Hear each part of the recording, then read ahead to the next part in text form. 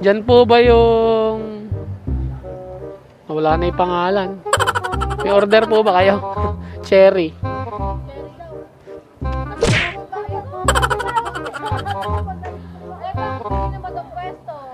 Mama niya.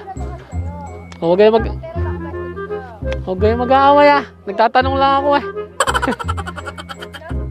Sino po ba yung Cherry? Ah, nanay mo asan? Nagtatanong lang ako, nag-aaway na kayo. Ah.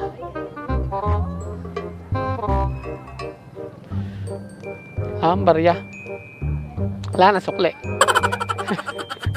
280. 200. Kulang ng piso. Wala na akong coins eh. Utang ko na lang yung piso.